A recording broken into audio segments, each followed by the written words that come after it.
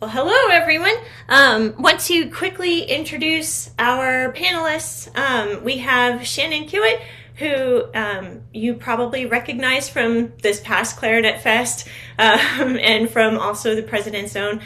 We have special guest flute player, principal flute from Calgary, Sara Hahn.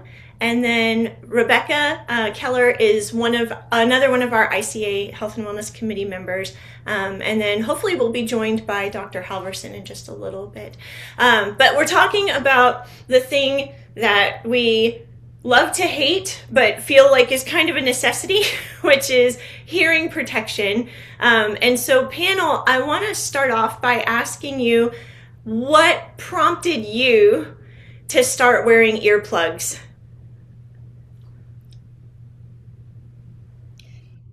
Well, I can start, with my job in the President's Own and in military bands. Um, it's kind of essential for longevity, to ensure that, I can hear for a long amount of time. And also, it's required that we have hearing protection personally made for us. So things like when I'm marching on a funeral and I'm marching in front of a bass drum or something like that. I want to make sure I have it in those situations. But what prompted me is I knew that this was a job I was going to be in for a while. And, I wanted to make sure that I'm taking care of hearing for longevity reasons. Yeah, absolutely. And I can totally appreciate that in a concert band setting. I one time missed a dress rehearsal, and in that dress rehearsal, they had to, for whatever reason on the stage, they had to rearrange us. And when I got to the performance, it turned out that I was sitting so close to the timpani, I literally bumped my elbow on it. And we were doing Copland's Fanfare for the Common Man, and we were doing a transcription of Beethoven's Fifth. So I had timpani going in my ear like all Sure. the time. Yeah, there's many times where like I said, I'm in front of a bass drum or a drum set or in front of the trumpets, or we're on tour and we're in a very small venue. And it's like, I absolutely need to make sure I have my hearing protection with me at all times. Yep. Yep. Sarah, what prompted you to start wearing earplugs? I'm sure I wore earplugs probably from day one of working in an orchestra, but my story, why I'm here as a flutist and not a clarinetist, Catherine invited me because I have hyperacusis, so I'm an orchestral musician who suffers from hyperacusis, and I find that, yeah, just same kind of thing for longevity. It's not even for hearing protection, like I don't have any hearing damage, luckily, but it just protects me from flare-ups of hyperacusis, like in really loud situations. Yeah, same thing. We're right in front of the trumpets all the time. The orchestra is just so loud. And we do lots of rock shows, and amplified kind of pop shows now too. And so, yeah, I've got they're called ear defenders. Same thing. I don't go anywhere without my ear defenders. And I try not to wear them like 100% of the time because that can actually make your hyperacusis worse. But I find them to be really essential for what I'm doing. That's really interesting. So you find that wearing them kind of helps with flare-ups of it? Yeah, it prevents, like, for me, my experience with it, I'm not like a scientist or an expert about it, but um the more I'm exposed to like really loud concerts for like many weeks in a row. So if we have, a lot of, like, let's say Mahler or like Shostakovich, stuff that's really, really loud for weeks on end, then I find it starts to really flare up. So if I just put the earplugs in, then it kind of just cuts some of it out. Yeah. Gotcha. For those of you that aren't aware, hyperacusis, um, I like to describe it as always having ASMR, but in the bad way. Like always experiencing ASMR, but it's not good. Yeah. um, but yeah, that's really interesting that wearing them can like help temper that Yeah, and I condition. mean I that did not my know. audiologist is always saying like the more you can not wear them, then you're training your brain to not have that fight or flight you know, so you need to expose yourself to the sound, but there's definitely a limit, you know, like I definitely find that if I'm fine, if I'm not playing an orchestra, I'm fine. I don't need any kind of hearing anything. But once we're into the season and it's lots of concerts in a row, I find, okay, it's time to put those earplugs in and just, yeah, ride the storm for a bit. Yeah. Yeah. Well, thanks for joining us, and this is going to be a really interesting facet of this conversation, because I think most of us think about hearing protection solely for the purpose of not losing your hearing, but there are other facets to that, which I bet Dr. Halvorson will be able to weigh in on for us a little bit later. Rebecca, do you wear hearing protection, and what prompted you to start? Yeah, I do. Honestly, I didn't start wearing it until I was in my undergrad, because it just was never that was something that was talked about or discussed that I knew that I should be doing. And even being like in marching band in high school, there were moments where I thought, this is really loud and that kind of hurts, but not knowing that I should be doing anything. So then once I was in my undergrad, that's when we had the director of our athletic bands kind of come and talk and provided some universal fit hearing protection. And so that's when I started wearing it, and then now wearing custom fit earplugs. And so, especially, being a clarinet, being around a lot of trumpets and, brass right behind us, it can be a lot. So I found that it's been really helpful. And then now actually working at an audiology clinic, with Dr. Halvorson. So that way we're able to, talk to a lot of musicians and bring awareness to how we can actually prevent, hearing loss, preserve our hearing, and yeah. Yeah, because it's important, and it's important for those of us who are professional musicians, but it's also important for those of us who are maybe teaching musicians or who are semi-professional and who work with different groups. So I had the opportunity some years ago now to wear a dosimeter. There's like this little gadget that it tells you how much sound you're taking in, and it reports it back as like a percentage of how much you're supposed to have in a certain amount of time. So like if you got this much sound, it would say, okay, that's like 50% of your allowance within this period of time. And so I got to wear one for a couple of days. And at the time, I was teaching in 3 different schools. And one of them was a high school. And that dosimeter on the first day, it ticked over 100% before second period.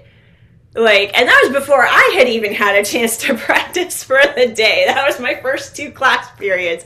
And then the second day, I remember I had gotten to my lesson block after school, and I'm in the middle of my private lesson block, and it had ticked over 200%.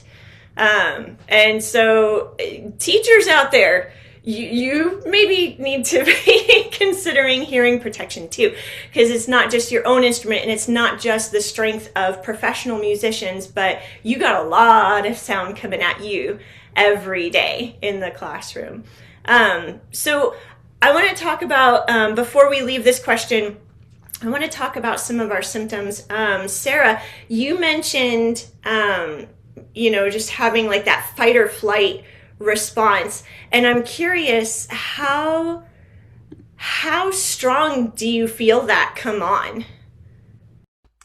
Yeah, luckily because I've had treatment. So the treatment for hyperacusis, at least that I received, is like tinnitus retraining therapy. So it would be the same kind of thing that you would have if you have really bad tinnitus or tinnitus, however you say it. These days it's not terrible, but it basically, for me, there's like a vestibular aspect too. So like I'll lose my balance. So I'll find like the 2 main things that I find, I mean, it's irritating. Like it's that kind of thing where there's a loud sound and you're like, oh, you just want to escape from it. So that's part of the feeling of it. But yeah, I'll stand up for the bows and I feel myself like teetering. Or the main thing that's really bothersome for me is that suddenly like my brain stops processing the reading of the notes. And so I'll be playing and I'm looking at the music and I can see it, but I'm not processing it, and I'll start to make mistakes because my brain's just like not functioning because, because the trumpets just blasted. Like that's what I find. It's like fine. Then the trumpets blast something really, really loud and my brain goes, what? And then I have this kind of reaction, and then it, sort of settles. That would be the main thing. And so, yeah, the earplugs, they do help. And then the other thing that I wear that you would also have if you had the tinnitus retraining therapy is sound generators. I don't have them in right now, but they're basically hearing aids that are rigged to play white noise. And then so even because part of the problem with things like Mahler or like composers like that, it's very, very, very, very loud, and then it's very, very, very quiet, and then my brain doesn't like processing that sudden switch, and so the white noise kind of prevents that big gap from loud to quiet to loud to quiet. It kind of cuts it down, if that makes sense. Yeah, if I'm explaining that. Yeah. Correctly. Yeah, it does.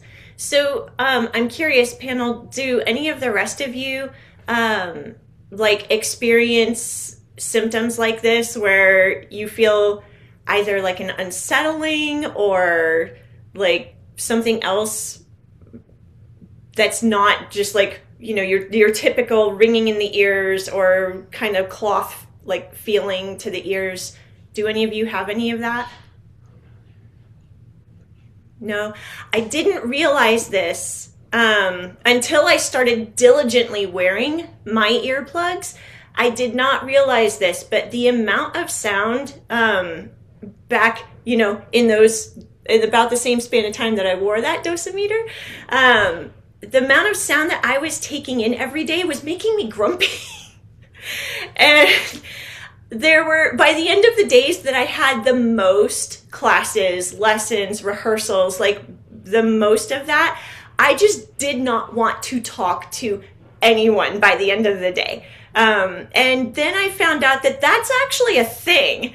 That wasn't just like me. That's actually a thing that people can experience. There, you have too much sound, and it actually can trigger like this stress response and make you irritable. And so, Dr. Halvorson, this is where I'd like to welcome you into the conversation. Thank you so much for joining us.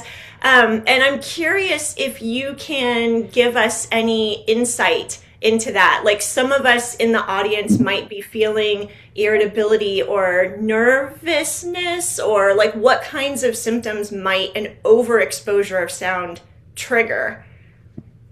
So that's a great question, and thanks for asking that. I think let's just have a really quick brief on biology and why we even have a hearing system. So our whole hearing system was biologically designed to keep us safe, to let us know if a lion was coming in our cave to eat us, and to communicate human to human. So we could hear the lion before we saw it. Auditory neurons send signals 1,000 feet per second, and the visual only 300 feet per second. So the brain is constantly trying to process any sound that's going in the ears to make sure it's safe. So when the brain has this overload of processing, it gets exhausted. So the sound is just going through the ear. The ear is just the factory to send the signal to the brain, and the brain has to calculate what's coming in the right ear and the left ear, constantly making calculations.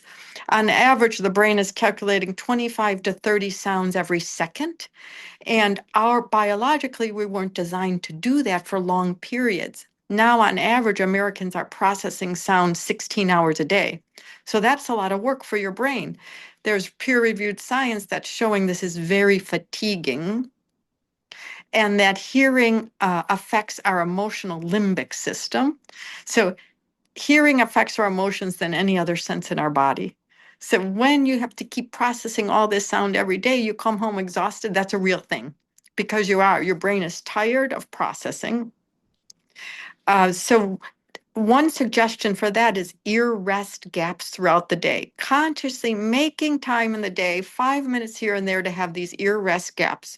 Turn off your radio in the car, turn the TV off, let the cells catch up and get rid of the waste material. So whenever sound goes in the ear, whether it's music, everyday noise, children at school, your students, the cells have to do a mitochondrial respiration. And during that process, they release reactive oxygen species, these extra oxygen molecules called free radicals. Our blood has to run up to the hearing cells and bring oxygen, nutrients, and get rid of the free radicals. So it can't do that fast enough when we're constantly putting more sound in the ears, or if we're sitting in the same position for long periods of time. So getting up and moving to get the circulatory system going and some ear rest gaps is really, really going to help with protecting your hearing cells for longevity and just making it easier for the brain to do all the processing. So we should think about that. I know there was some talk about sound generators, noise generators. So when we used to think they were fantastic, any sound that's going in the brain is making the brain process that information. So the cells have to do that work. So for instance, noise canceling headphones, the brain has to process the signal twice, one in phase, one out of phase. So the cells are working overtime. Constant white noise, which used to be used a lot for tinnitus to cover it up, now the cells are already inflamed and aggravated because of the tinnitus, and we're telling this kind of injured system, process more work. Here's some more white noise, process that for me. So there's been some studies that show there's biologically better ways to treat the system. And for musicians who it's very important their brain is paying attention to exact timing detail so it can quickly process and change what it needs to do.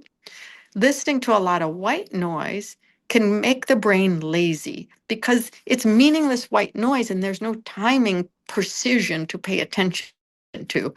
So for kids that listen to it, that have no musical experience, studies show it injures the tonal topic development in the brain, and these kids read slower. They have more attention span problems because they're not paying attention to the precision of different timing. Okay. Yeah, so that's a really good point then to what Sarah was talking about using those white noise generators. It's going to be very specific in her case because of the hyperacusis, but maybe not just all the time. So that would be something to very carefully discuss with your audiologist. Yeah. Yes, because maybe there's some alternatives like custom fit musician earplugs. Right. Those are very valuable because they restore the ear canal resonance in the ear. So it is more of a high fidelity sound at a lower level. But they're not all created the same. It all starts with the impression. The impression has to be perfect. It's got to be made of a high viscosity silicone impression material because this is a very dynamic component of our body. It moves when you move or if you move your jaw. So if you're active in your playing, you have to make sure these musician plugs are fitting you perfectly so that we could use the filter to replace the ear canal resonance that hearing protection takes away. Yeah. Yeah. So we'll get back to custom molded earplugs in just a little bit. So for right now, though, I'm curious, panel. When do you wear your earplugs now? I know Sarah talked about a bit how she wears hers. Do you guys wear them all the time? Do you only wear them in certain environments? Do you wear them when you feel a certain way? Like, how do you go about using them?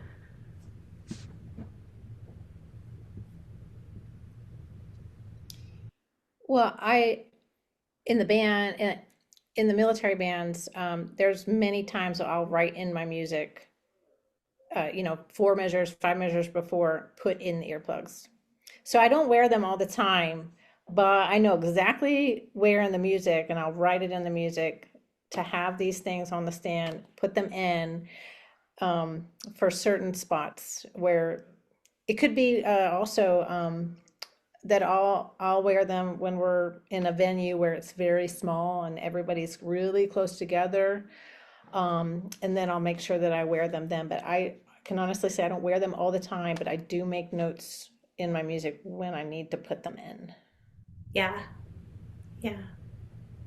Rebecca, how about you? Yeah. For me, if I'm in a large ensemble setting, I typically wear them the whole time. That's mostly because with my earplugs, I don't have it at kind of the maximum filter level. I have it set kind of in the middle, so I'm still able to hear the, softer dynamics. But then when it is coming up to a really loud part, I am prepared and ready at that point. When it comes to more kind of individual practice, it really depends on the space that I'm in.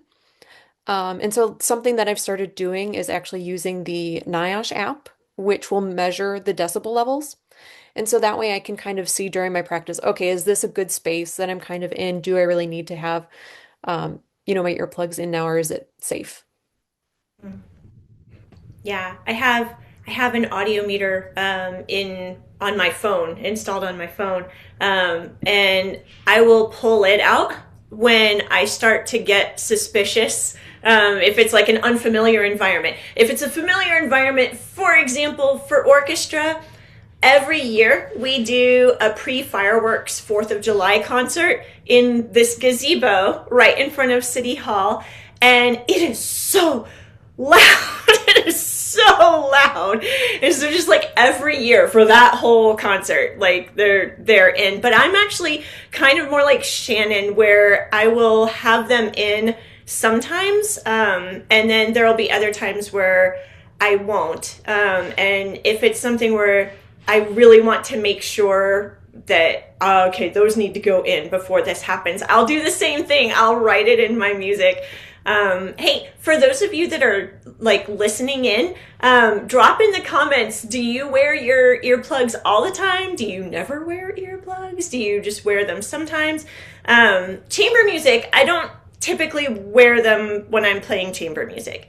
Yeah, and every now and then when I am teaching, if I'm in lessons. So, for example, we were talking about Nutcracker right before we all came on.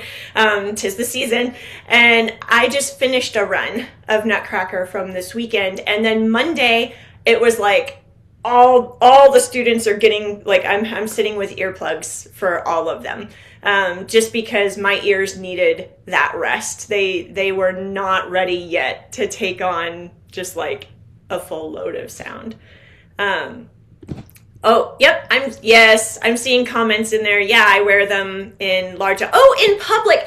That's a good point too. When I go to concerts, like rock concerts, for example, have any of you come out of a rock concert and your ears just felt like cloth? Like that was not cool. And you actually hear it better when you wear earplugs. And I bet Dr. Halvorson can weigh in on this too, but your ears actually do. You know how when you turn up a speaker too loud and it starts to distort? Your ears kind of do that too. I would be in marching band rehearsals listening in, and I had earplugs in, and I'm picking out things that the rest of the instructors are missing just because I can hear it. So, Dr. Halvorson, can you tell us a little bit about that phenomenon? Yeah, so that's an excellent point. If we either are hearing loudness and can get an upward spread of masking if some things are too loud, but if you're wearing an earplug with a filter that's replacing ear canal acoustics, then you can hear the precision of the different sounds and bring the loudness down. So you're doing two things. It's more comfortable for your ears and you're saving your hearing cells because they're getting overworked. But then the brain is not bombarded with this extra spread of masking and additional. It has to do two things. It's got to regulate the loudness and it's got to process the timing of the sound. So for you guys, these earplugs are your ear rest gaps when you're in these louder environments. And your greatest instrument are these hearing cells. You're born with 16,000 in each ear, and they never ever regrow. Once they die, they're not coming back. And that's where you musicians understand the fidelity and precision between timing of sounds. So when you lose some hearing cells, it's more detrimental to your brain than someone who's never played a musical instrument. Yeah. And I plead and beg my kids that are in marching band, when you guys are in indoor rehearsals. Outdoors, it's still loud, but usually they're spaced out enough and it's like the sound has somewhere to escape, right? But in an indoor rehearsal, it's just all bouncing around back at them and it is just so overwhelming. And I hear resistance. These are the things that bother me about earplugs, and this is why I don't want to wear them. And so let's share a few of those. Panelists, do you have anything about earplugs that you're like, I wear them, but this particular thing annoys me about them?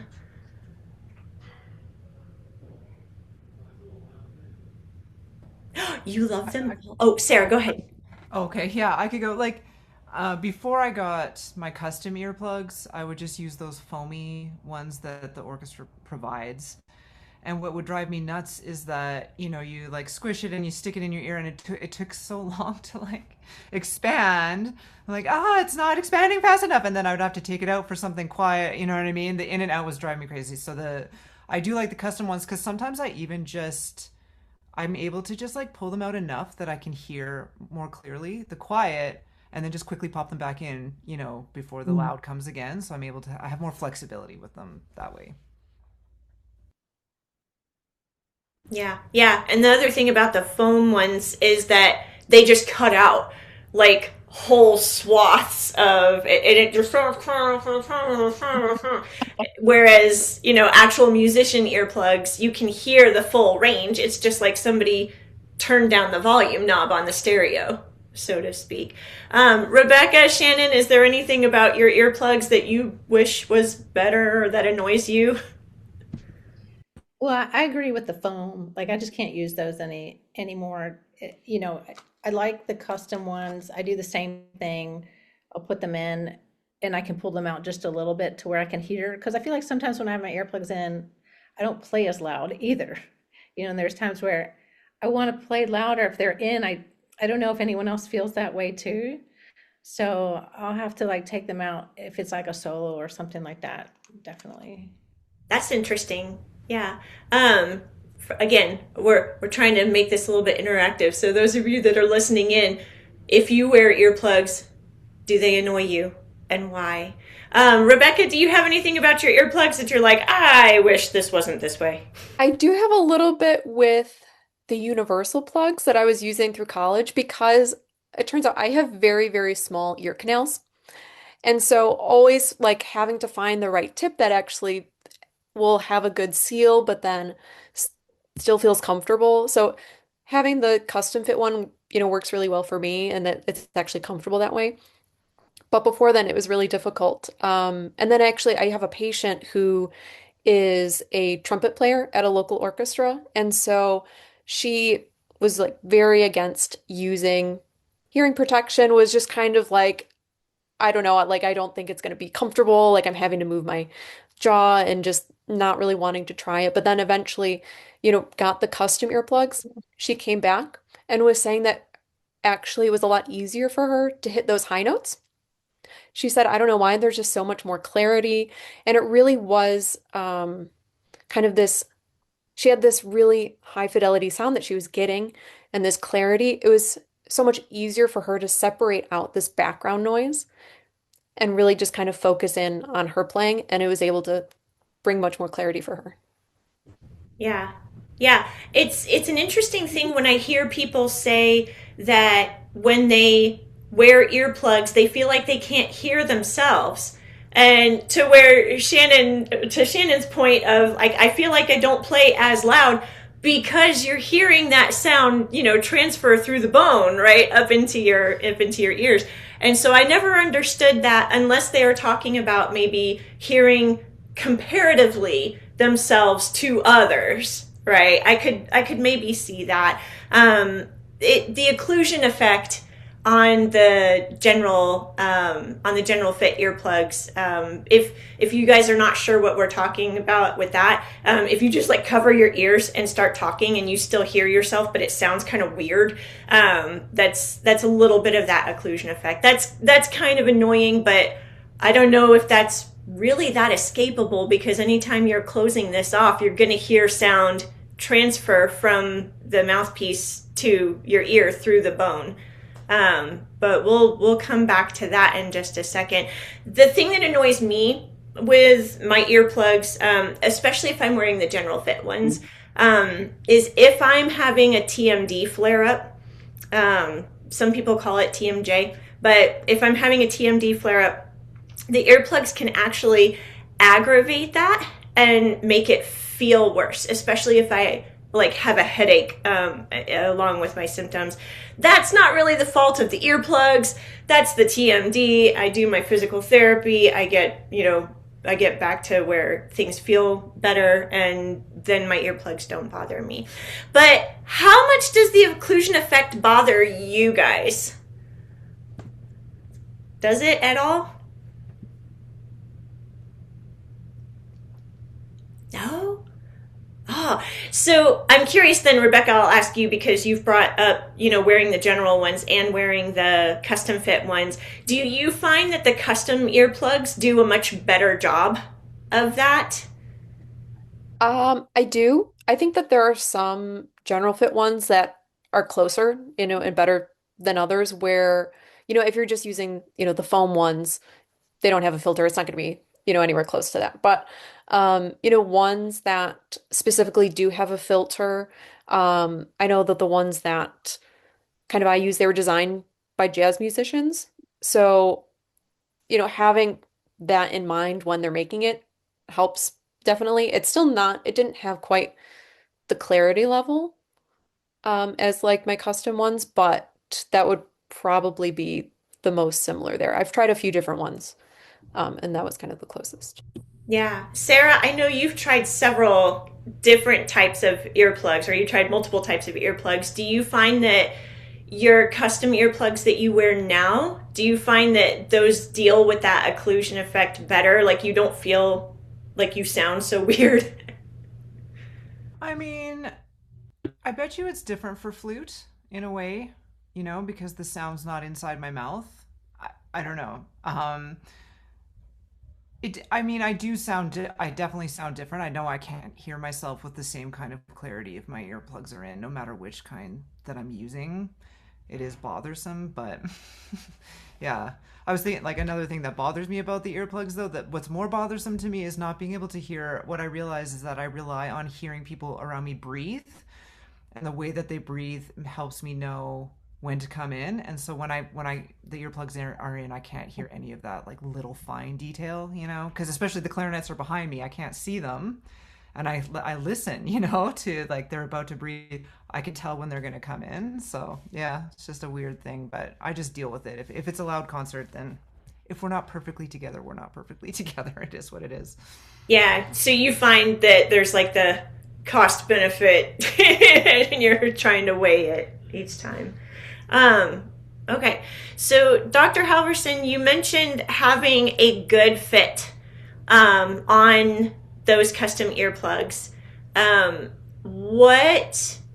What can we do if we were going to an audiologist? Like, what are we looking for? That's an excellent question. So, because the ear canal is very dynamic, the outer portion of the ear canal, from the entrance of the ear canal to the middle of the canal, is cartilage. It moves a lot when you're moving your jaw or talking, breathing. And from the middle of the canal to the eardrum is bony portion, and that doesn't move. So, if you could get a longer custom product with a longer canal, you're going to get much better clarity. Much better clarity. And then if you can get a product that has interchangeable filters, like Rebecca was talking about, sometimes you need a filter to filter out more. And sometimes you need, if you want to, which was excellent. I love that comment about the breathing. If you have to hear the breathing, you may only need a 9 dB filter, because if we take away too much sound, it's harder for the brain. So it's got to be really custom for what you are doing. So the most universal kind of custom earplug is one where you can switch out the filter for the environment you're going to be playing in. And then whoever's making them, not all audiologists make a lot of custom earplugs for musicians. If you could find one that does, they will know musicians need a very deep canal. They could counsel you on what kind of filter to get for your product, and even what size product to get. And then depending on the impression material they use and which lab they use. For instance, to use Sensophonics lab, and they're very known in the music industry, you have to have a certification to order product from them. And the certification for audiologists to go through their class is expensive, so a lot of audiologists may not. So not all earplugs are created equal, and musicians need one that's going to give the best fidelity. It's going to stay put when you're moving your jaw and breathing, and it's going to give you the ability to change filters.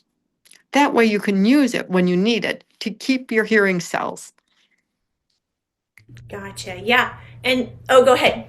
So one little tip is you could go on the Sensophonics website to look who has Golden Circle certification in your area and go to that particular audiologist, because they're going to be more trained to work with musician ears.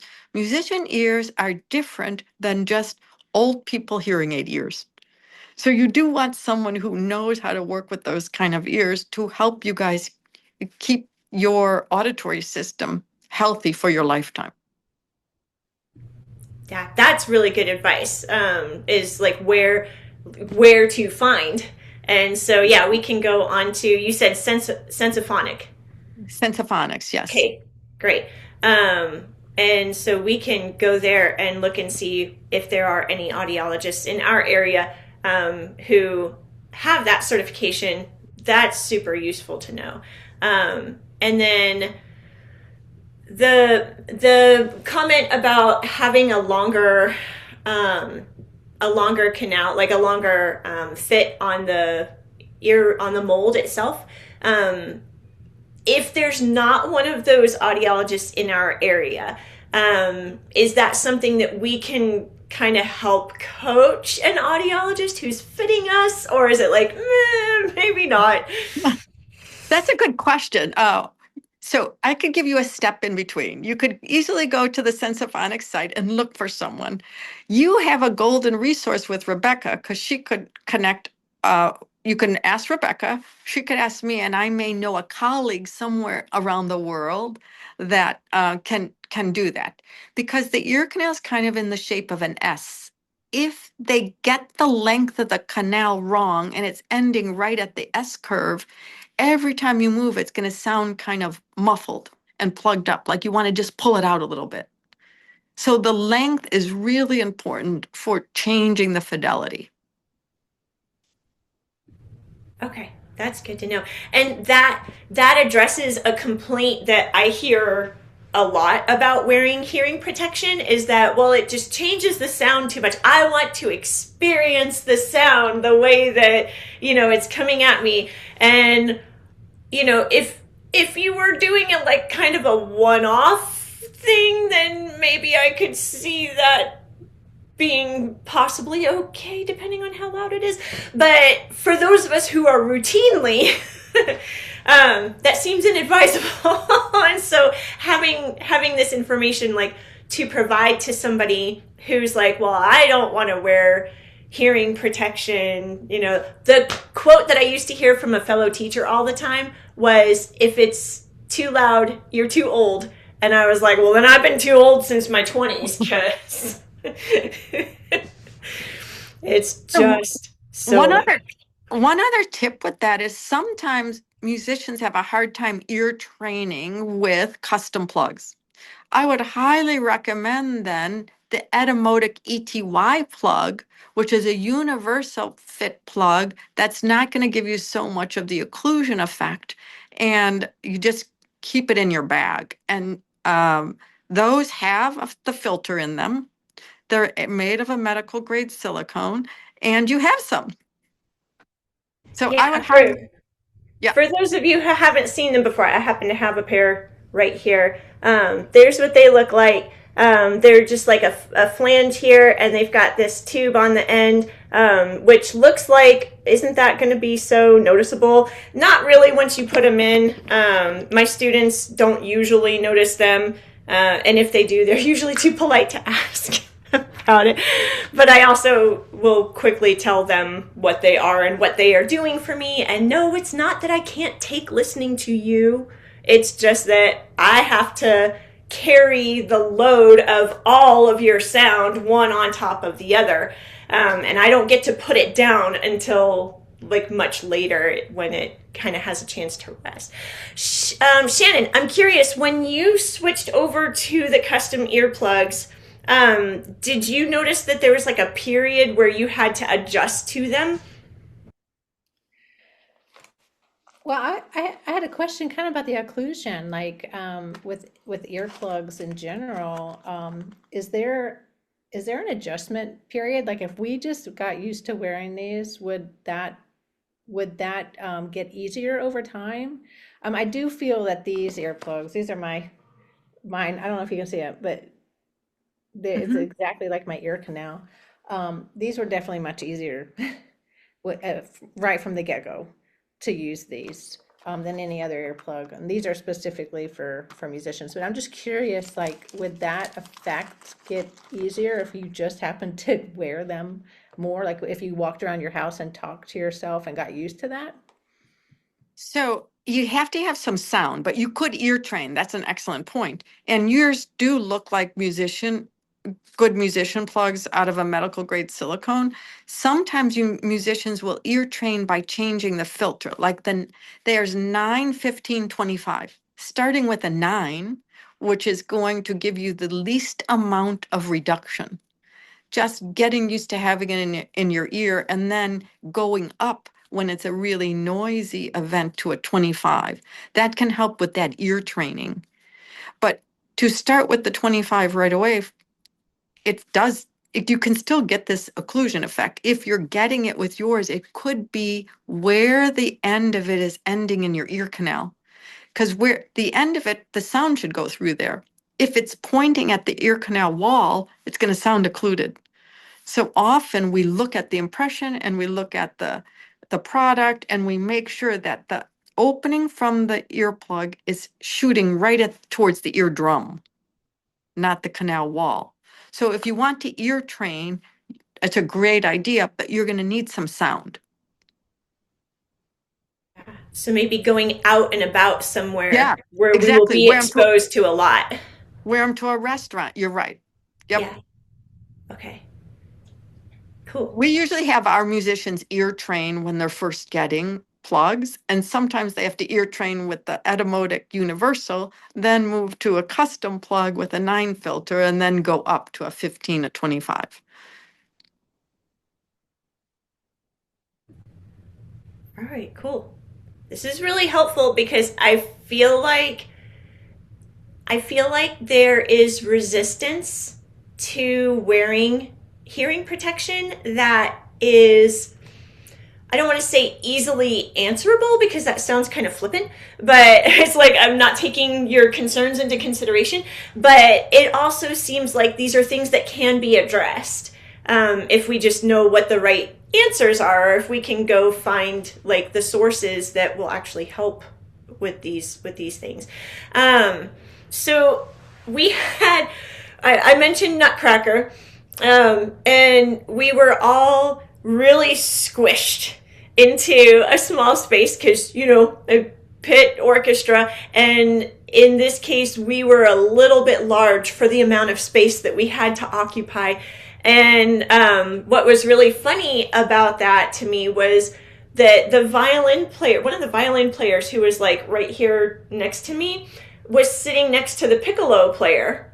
And they asked for a shield, like right there next door. And so I'm curious, a plexi shield between, say, a piccolo player and that violinist, how much good does that do really? Or if you have trumpets sitting behind you and they're like coming at you, having a shield here, a plexi shield, how much does that really benefit us as musicians? And is that something that we shouldn't be nervous about asking for? So that's an excellent question. And actually, drummers have started doing that because they have the most amount of hearing loss. It is going to, anytime we could bring the decibel level down even 2 dB is very significant because it's very logarithmic in terms of the damage. So I would highly encourage those. Here's the problem. The shield will direct the sound back at you. So some people are going to gain benefit and some people are going to lose benefit with it. But it certainly is going to be better than all the sound coming at you. These cells can only take so much, and they're like hair cells, like your hair, and they just break off. And when they break off or shear off, there is no way to replace them. They're never coming back. And you brought up a good point. If you're not aware, decibels are not a graduated, the difference between the difference between 70 and 75 decibels is not the same difference as between 95 and 100 decibels. The spacing changes over the scale. It's not just a completely metered, graduated scale. And so when we talk about like having a 9 decibel reduction or 12 decibel reduction, those get to be pretty significant numbers, because it's not like really 3 decibels the way that we would normally think of a comparison between 9 and 12. That gap is actually a fair amount bigger. And that's a really interesting, nerdy thing to go research for those of us who like that sort of thing. Okay, so we are doing really well. We know that instrument spacing.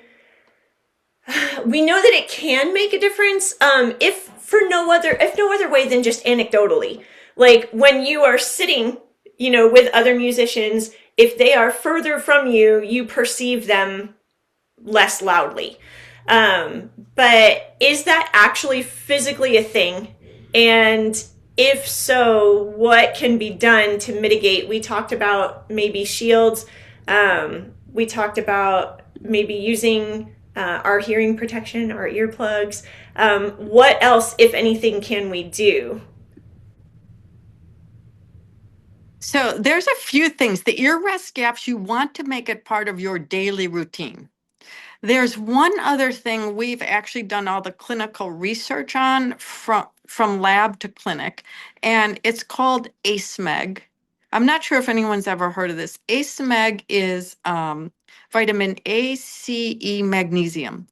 These hearing cells get overpowered when any sound, whether it's music, any noise, goes into the ear and release a lot of oxidative stress. Preloading the cells, and we've worked with a lot of musicians on this before going on stage, with an ACEMEG, a nutraceutical, helps the cells get rid of the oxidative stress faster. So preloading the cell with the ACEMEG before performance and then before bed. We then measured these hearing cells because we have a microphone we could put in the ear and measure the health of the hearing cells, the electricity coming out of the cells, for musicians who were on the ACEMEG nutraceutical for 3 months. Those musicians had absolutely no change in the electricity coming out of the cells. Musicians who did not take a nutraceutical and did not wear hearing protection would lose fibers, hearing cell fibers, and lose some of the electricity coming out of the cell. So, and often get more ringing or tinnitus after a performance. So we need to get the oxidative stress out of the cell so it doesn't kill the fibers. To do that, you have to either wear earplugs. You could preload the cell with the right exact patented nutraceutical, ear rest gaps, circulation. The blood has to circulate to get rid of the oxidative stress in the cell. So if it's a long performance and you're sitting a lot and then you're exhausted and go home and go to bed, you're at risk for more danger to these cells. Musicians that play in places where there is like airports with jet fuel or racetracks where there's racing fuel. Those solvents will accelerate damage to the cell and more hearing loss faster. Okay. So it sounds like there are some other things, and it also sounds like maybe that long walk from the concert hall back to the parking garage might actually do us some good. Yeah, think Um, about that. You're right. Sarah, I'm going to come back to you for a moment because we keep talking about these rest gaps, and I'm wondering because you are coming from a different perspective. Um, I with the hyperacusis, I wonder what your experience is when you take a gap when all of a sudden the sound is stopped. What is that like for you? Um, well, that's like a mixed question. If I'm having like a flare up and it's really the hyperacusis is really flared up, then sudden quiet is just as like jarring and disturbing to me. But I find if I have like lots of rest from the loud sound, like right now it's Messiah week, there's no flutes in Messiah, like my whole nervous system is like, okay, I can do this again. I'm resetting. I've got enough break from the sound that I can go back in. So I do really appreciate, and it's funny that she talks about these rest sound gaps because often I'll listen to nothing in the car because I just crave the silence. So it's interesting to know that that's like scientifically my brain's just like no more sound. Yeah. Yeah. So then going back into another concert cycle when you've been on a break like this, do you find that you kind of have to like ramp yourself back up to prep for it? No, I find like I feel good. Like especially we're off for 3 months in the summer, and the first few concerts, often I don't even need to wear earplugs at all, Oh like wow. unless it's a pop show, yeah, then even the loud stuff I can totally weather it because it's just for a little short bursts of it. I'm fine. It's just more cumulative, like I said. So if it's just too many loud, if it's just yeah, it's all making sense what she's talking about that it's like the buildup of all the stress in your ears and everything. It totally rings true to my experience, anyways. Yeah. Cool. We are coming up on the end of our hour that we've generously been given. Thank you so much, Jessica, for inviting us to be part of the event. But I'm wondering if you have any like last comments, panelists, any of you, any last comments, any last pieces of advice for somebody who's like, I'm not sure about this whole thing. What can you possibly leave us with? I would leave you with something that all of you could do, and that is your gut microbiome. It's really going to affect the health of the cells, and your cells work hard in the ears. So there's peer-reviewed evidence scientific evidence that shows the toxins in the gut can cross the blood labyrinth barrier into the ear. So one thing you could do, because the gut's like a big apartment building, there's some bad neighbors, there's some good neighbors. Let's try and get rid of those bad neighbors and bring in more good neighbors. That would be like eating live cultured foods. Live cultured foods are going to help calm down these um, bad toxins, grow good toxins, and maybe help with inflammatory issues. These inflammatory issues are really going to cause a problem to the cells. So for good microbiome, yogurts with live culture and switch up the brands so you're getting different cultures every day. Some cottage cheese have live cultures, fermented foods, excellent, excellent. Things like kimchi, sauerkraut, pickles that are fermented, not the ones in the aisle that aren't in the refrigerator, kombucha, sourdough bread. Think about your gut microbiome to protect your hearing cells. I would not have immediately thought of that. Yeah, that's excellent. We have a different campaign every month of research and something in the body that's affecting your hearing. So Rebecca could keep you guys all up to date on that. Great. Yeah, look forward to that. Look forward to that. Shannon, Sarah, Rebecca. Yeah, actually, it was funny. I was just going to mention the gut microbiome, but on top of that, and I mean, speaking about how hearing is connected to so many parts of your body, I think there's sometimes an attitude of, oh, well, it's okay if I lose a bit of my hearing. There's a lot of, no pain, no gain. attitude when it comes to performance and kind of the music world. And one, it doesn't have to be that way, but two, also your hearing has such a significant impact on your cognitive health later in life. And so being able to protect it now and preserve that actually can reduce your risk of cognitive decline by up to 50%. And so keeping that in mind for in the future of wanting to keep playing your instrument and being at your best is really by protecting yourself. Yeah, that's great. We recently did our last book talk for the Health and Wellness Committee was on Wendy Chang and Dr. Willa Horowitz's book, Making Music with a Hearing Loss. And it's written to musicians who already have experienced a hearing loss. And one of the things that she said more than once was that as somebody who was diagnosed with a significant hearing loss as a child, and now she has like a cochlear implant, was protect what you have, right? Because you think it's not going to be that big a deal if I lose a little bit of it. But she's like, you need to protect what you have because not all of us have it.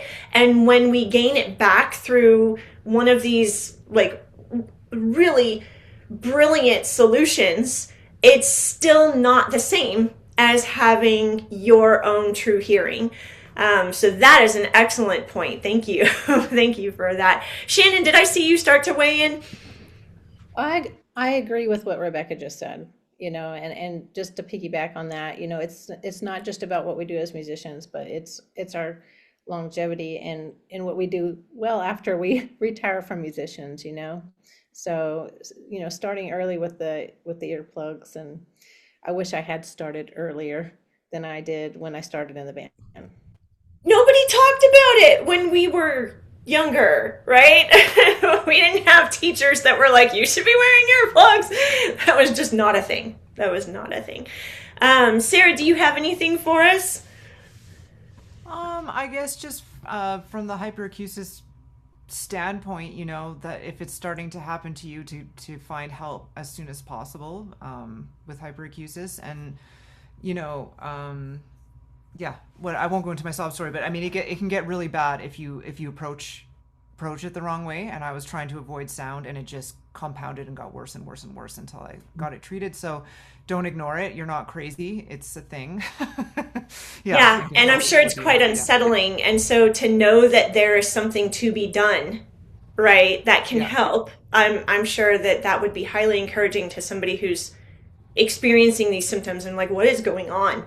Yeah, it can be scary. So, but you're not. Yeah, it's like I said, you're not. I thought I was going crazy, and so just knowing that there are people out there going through the same thing, if that's happening to you. Yeah, it is a thing. It's not just a you thing. It is a thing.